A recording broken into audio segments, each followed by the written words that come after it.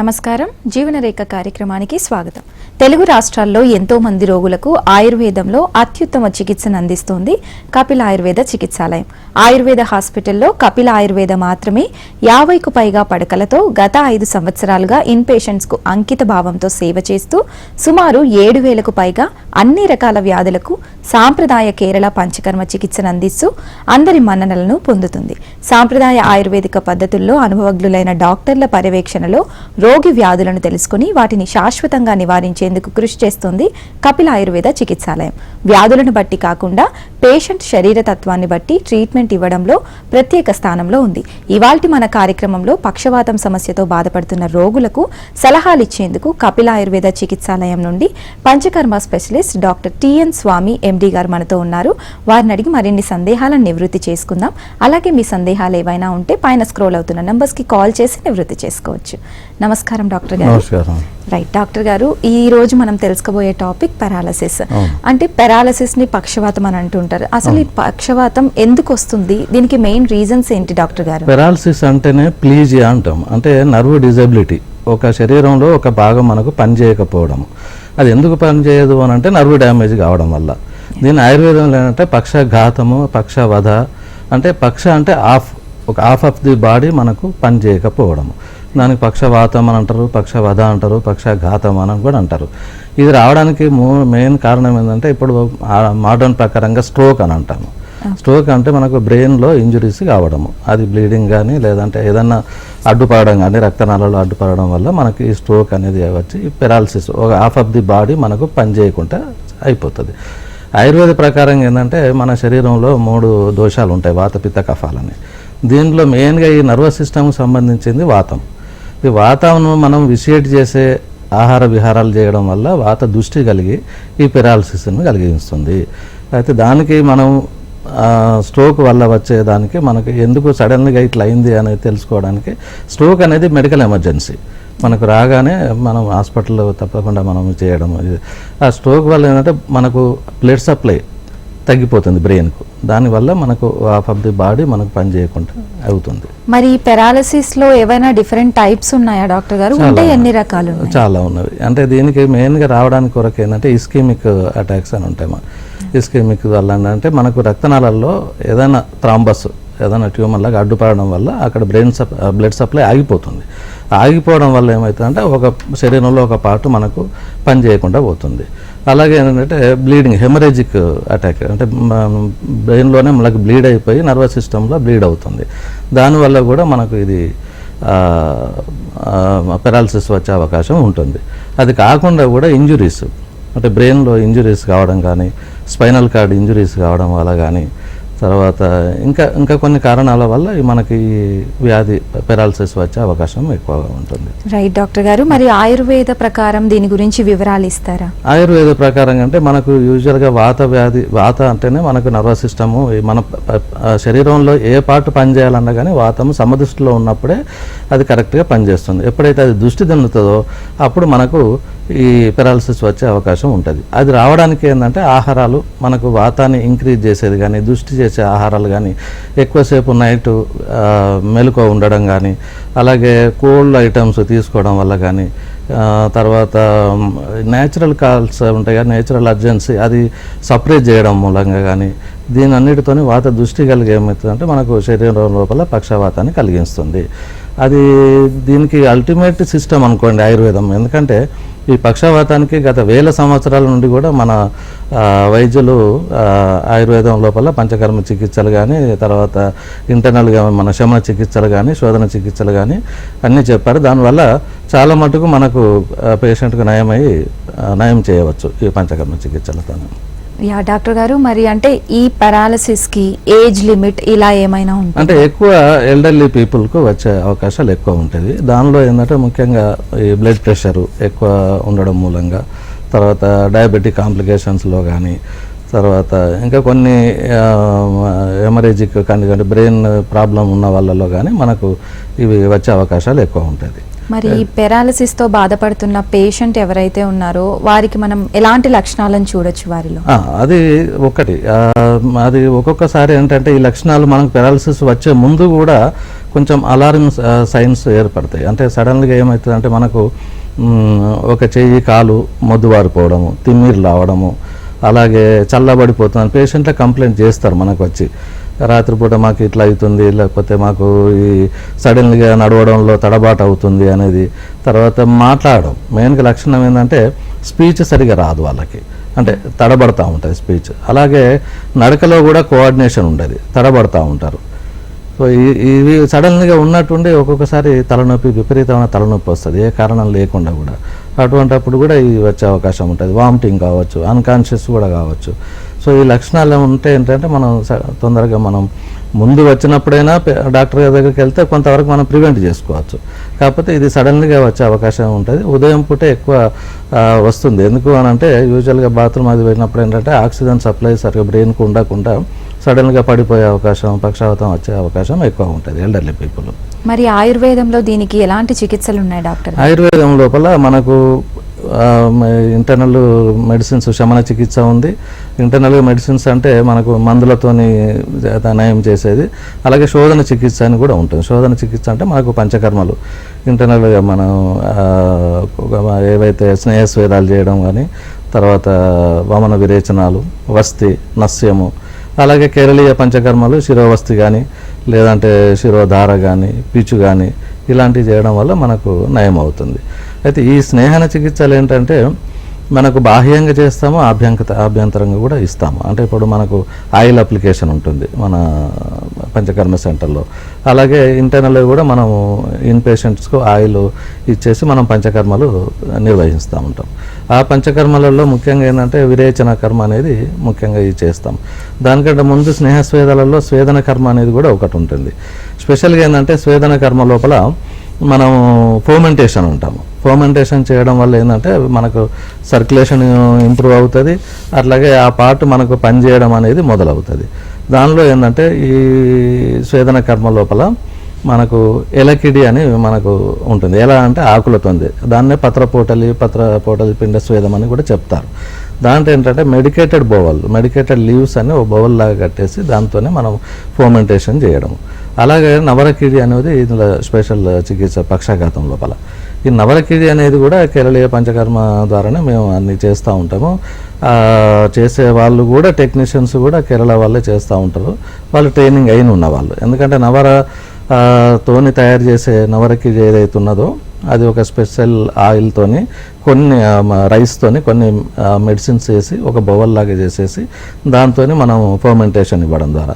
అట్లాగే ఇంకా కూడా పిజిచ్చిల్ అంటారు, కాయసేకం అని, అంటే మొత్తం ఆయిల్తోనే బాడీని మనము స్వేదకర్మ చేయడం అనేది ఇది మనకు స్వేదకర్మలో వస్తుంది. దాని తర్వాత విరేచనం అని చేయిస్తాము. విరేచనం అంటే మనకు పర్గేషన్లో ఏంటంటే మృదు విరేచనం, అంటే మైల్డ్గా పర్గేషన్ ఇవ్వడం వల్ల కూడా మనకి ఈ దోషాల నివారణ అవుతుంది. అలాగే వాతానులోమంగా ఉండే చికిత్సలు మనకు చేయాలి. ఈ విరేచనం తర్వాత ఏంటంటే మనకు ముఖ్యంగా వచ్చేది వస్తి అంటే మెడికేటెడ్ ఎనిమా అనేది ఆల్మోస్ట్ ఆల్ ప్రూవ్డ్ టెక్నిక్ అది. సో మామూలుగా చేసే ఎనిమాలకు మేము చేసే వస్తికర్మలకు చాలా డిఫరెన్స్ ఉంటుంది. సో ఈ వస్తికర్మ అనేది దీంట్లో కూడా చాలా రకాలు ఉన్నవి. స్నేహవస్తి అని, కషాయవస్తి అని. ఈ స్నేహవస్తులలో మేము చేసేది మాత్రావస్తి చేసుకుంటూ యోగవస్తి ఇచ్చేది ఉంటే దానికి చాలా మటుకు నయమయ్యి మాకు వచ్చిన పేషెంట్ ఒక నెల రోజుల లోపలనే వీల్ చైర్లో వచ్చిన వాళ్ళు మళ్ళీ నడుచుకుంటూ వెళ్ళే ఆస్కారం ఉంది. సో వస్తికర్మ తర్వాత నస్యకర్మ ముఖ్యంగా. సో వస్తికర్మ ద్వారానో మనకు ఆ మెడికేటెడ్ అబ్జార్ప్షన్ అంతా కూడా స్పైనల్ కార్డ్ ద్వారా ఉంటుంది. ఆ తర్వాత ఈ నస్యకర్మ ఏంటంటే మనకు నేసల్ డ్రాప్స్, అంటే మామూలుగా బయట వేసే నేసల్ డ్రాప్స్ కాదు మేము వేసేది, అది మెడికేటెడ్ నేసల్ డ్రాప్స్. దానికంటే ముందు కూడా పేషెంట్ని ప్రిపేర్ చేయాల్సి వస్తుంది. సో స్నేహస్వేదాలు చేసి నస్యకర్మ చేయాల్సి వస్తుంది. దానివల్ల ఏమవుతుందంటే డైరెక్ట్గా అది బ్రెయిన్లోకి ఆ మెడికేటెడ్ అవన్నీ అబ్జర్వ్ అయిపోయి బ్రెయిన్ సెల్స్ కూడా స్టిమ్యులేట్ అయ్యే అవకాశం ఉంటుంది. దానివల్ల కొంచెం తొందరగా మనకు పేషెంట్కి నయం అవుతుంది. అలాగే కొన్ని ఇప్పుడు క్లాట్స్ వల్ల, ఇస్కెమిక్ అటాక్స్ వల్ల కూడా మనకు బ్రెయిన్ ఇంజరీ వల్ల కూడా ఈ క్లాట్స్ ఏర్పడేటైతే మనకు శిరోవస్తి అని ఒక ప్రొసీజర్ ఉంటుంది. అంటే మనకు పేషెంట్ తలపైన ఒక టోపీలాగా పెట్టేసి ఆయిల్ పోయడం వల్ల దాని మూలంగా ఏంటంటే మనకు ఈ క్లాట్స్ అనేది కూడా డిజాల్వ్ అయిపోయి ఏదైతే పనిచేయని పార్ట్ ఉంటుందో అది మళ్ళీ యాక్టివేట్ అయ్యి మనకు పనిచేసే విధంగా పనిచేస్తాం. అది కాకుండా శిరోపిచు అని కూడా చేస్తాము. ఈ పంచకర్మల వల్ల మనకు చాలా మట్టుకు కూడా పేషెంట్కు నయమయ్యే అవకాశం ఎక్కువ ఉంటుంది. రైట్ డాక్టర్ గారు, అంటే ఈ పంచకర్మ థెరపీ ఏదైతే ఉందో అది ఒకసారి తీసుకున్న తర్వాత మళ్ళీ వచ్చే ఛాన్సెస్ అలా ఏమైనా ఉన్నాయంటారా, లేదా దాంతోనే క్లియర్ అయిపోతుందా? లేదు, మళ్ళీ కూడా చేయించుకోవాలి. అంటే డాక్టర్లు ఏంటంటే మనకు దాదాపు 21 రోజులు కానీ నెల రోజులు మనకు పంచకర్మలు చేసిన తర్వాత కొన్ని శమనౌషధాలు అంటే ఇంటర్నల్గా మెడిసిన్ వాడుకోవడానికి కొరకు మనం పేషెంట్కి అడ్వైజ్ చేస్తాము. దాని తర్వాత మళ్ళీ మనకు రివ్యూ కొరకు మనం పేషెంట్ రమ్మని చెప్తాము. ఒక 3 months ఇంటర్వెల్తోనే మనకు మళ్ళీ ఎట్లా ప్రోగ్రెస్ ఉన్నా చూసుకొని మళ్ళీ రిపీట్ చేసుకుంటే అది మళ్ళీ రాకుండా ఉండే అవకాశం ఎక్కువ ఉంటుంది. బై బర్త్ కూడా వచ్చే కొన్ని అవకాశాలు ఉన్నవి. అంటే బర్త్ ఇంజురీస్ వల్ల కానీ స్పైనా బైఫిడల్ వల్ల కానీ తర్వాత కొంచెం నర్వ్ షీత్కు డ్యామేజ్ కావడం వల్ల కానీ బర్త్ వల్ల కూడా వచ్చే అవకాశాలు ఉంటాయి. వాటికి కూడా మనం ఏజ్ని బట్టి మనకు సెలెక్షన్ ఆఫ్ ఇది కూడా పేషెంట్కు ఎంత ఏజ్ ఉన్నది అది డాక్టరు నిర్ణయం చేసుకొని ఏమేమి పంచకర్మలు ఉపయోగపడతాయి అనేది దాని చేయడం వల్ల నయం అవుతుంది. ఎందుకంటే కొన్ని బెల్స్ మన సెరిబ్రల్ పాలసీ లోపల కూడా పేషెంట్ డిజేబుల్డ్ అయిపోతారు బ్రెయిన్ డ్యామేజ్ కావడం వల్ల. సో వాళ్ళకు ఇట్లాంటివి చేయడం వల్ల కొంత మనం నయం చేయవచ్చు. మరి పెరాలసిస్ రాకుండా ఎలాంటి జాగ్రత్తలు తీసుకోవచ్చు అంటారు డాక్టర్? అంటే యాక్చువల్గా ఇది రావడానికి కొరకు చాలా కారణాలు ఉంటాయి. అంటే ఒకవేళ బీపీ పేషెంట్లు ఉంటే కంట్రోల్లో ఉంచుకోవాలి, ఒబేసిటీ ఉంటే కంట్రోల్లో ఉంచుకోవాలి.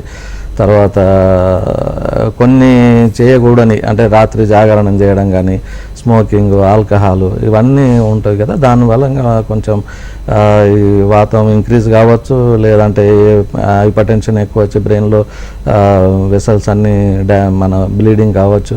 ఇవన్నీ రాకుండా ఉండాలంటే ఈ ప్రికాషన్స్ మనం, ఎందుకంటే బీపీ వాళ్ళు రెగ్యులర్గా బీపీ మెడిసిన్స్ వేసుకుంటూ ఉండాలి. సడన్లీ ఇంక్రీజ్ అయిందనుకోండి బ్రెయిన్ స్ట్రోక్ వచ్చే ఛాన్సెస్ ఉంటుంది.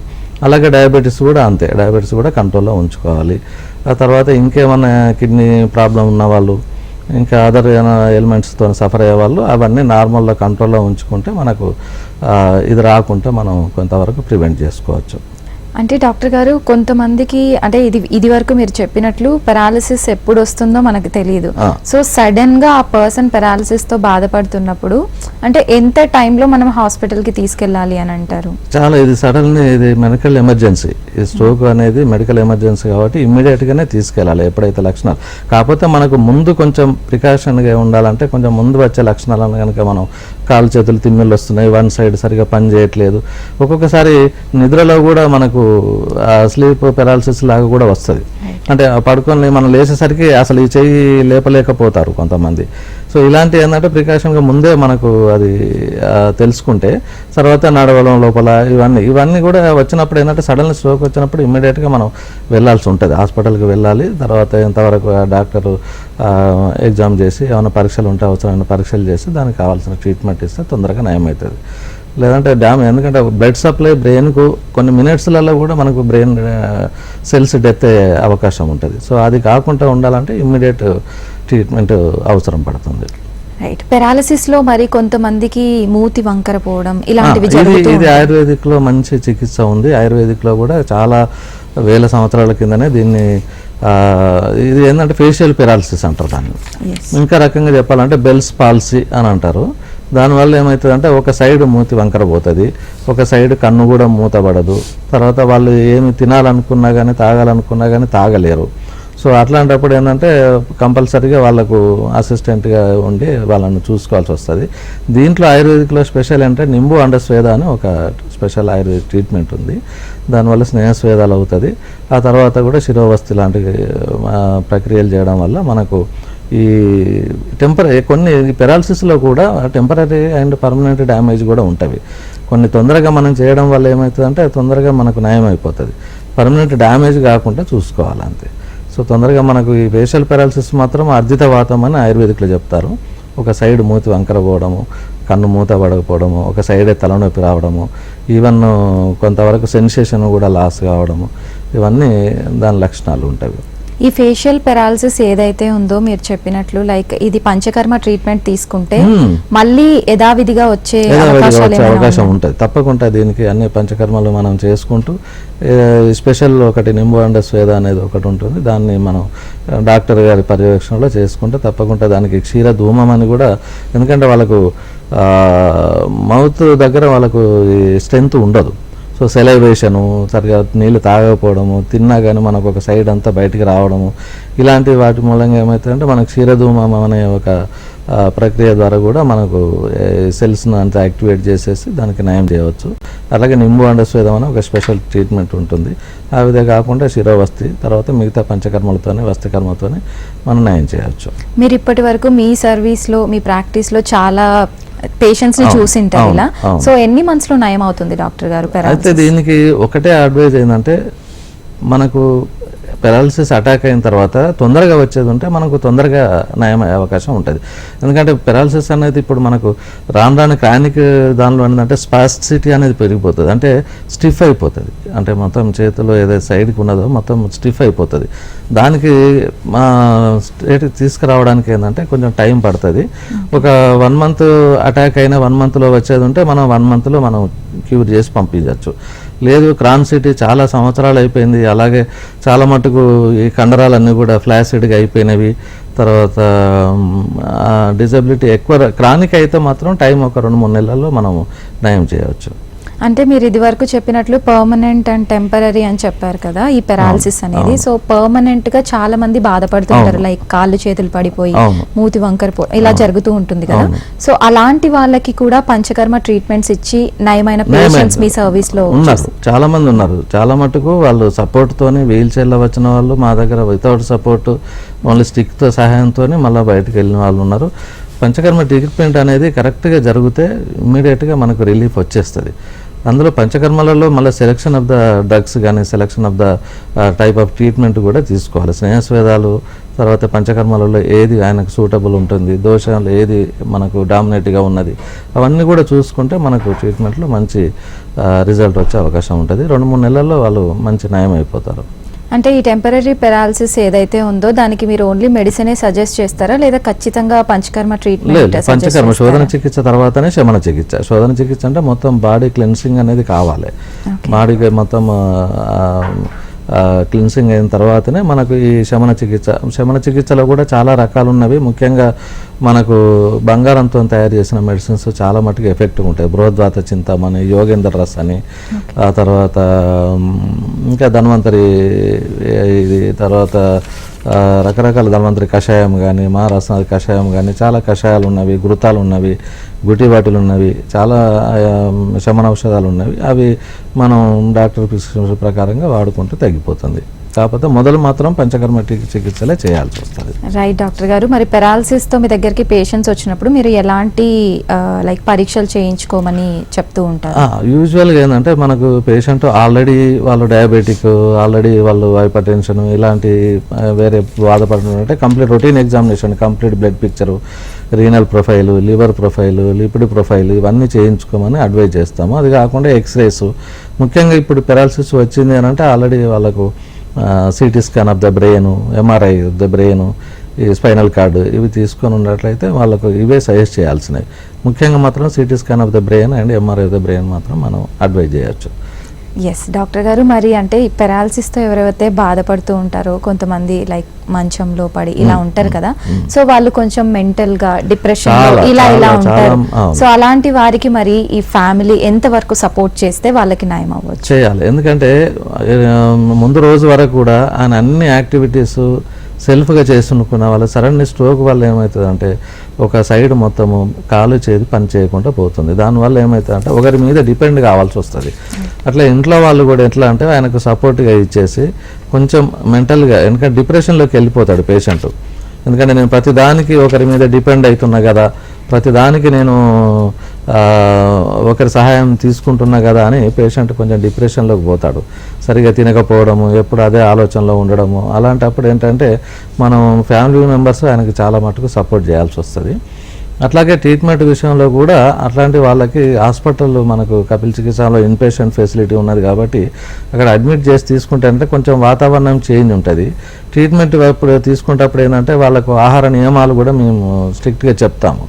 అప్పుడు ఇన్పేషెంట్గా ఉండేది ఉంటే మేము ఏదైతే గైడ్ చేసిన డైట్ రిస్ట్రిక్షన్స్ వాళ్ళు ఫాలో కావాల్సి వస్తుంది. దాని మూలంగా కూడా కొంచెం తొందరగా నయమయ్యే అవకాశాలు ఉంటాయి. అంటే ఎలాంటి డైట్ చెప్తూ ఉంటారు డాక్టర్? యూజువల్గా అయితే మనకు వాతం ఇంక్రీజ్ చేసే ఆహారాలు అయితే మిథ్యాహారాలు విహారాలు అన్నీ కూడా మనం అవాయిడ్ చేయాల్సి చెప్తాము. అట్లాగే ఎప్పుడు కానీ వేడి ఆహారం తీసుకోమని, అంటే శీతలంగా కోల్డ్ ఐటమ్స్ ఏవైనా బంద్ చేయమని చెప్తాము. అట్లాగే నాన్ వెజిటేరియన్, ఇంకా వాళ్ళకి ఏదైతే డిసీజ్ ఉన్నాయో దాని ప్రకారంగా మనం డైట్ చార్ట్ ఇస్తాము. అదే డైట్ సాత్విక ఆహారమే మేము దాన్ని అడ్వైజ్ చేస్తాము. సో దానివల్ల ఏంటంటే కొంచెం డాక్టర్ చెప్పిన డైట్ ఇంటి దగ్గర అయితే అవన్నీ కుదరదు కాబట్టి అడ్మిట్ అయ్యి తీసుకున్నట్లయితే మనకు ఇంకా కొంచెం తొందరగా రిజల్ట్ వచ్చే అవకాశం ఉంటుంది. అట్లాగే ఫ్యామిలీ మెంబర్స్ కూడా వాళ్ళకు చాలా మటుకు సపోర్ట్ చేయాల్సి వస్తుంది.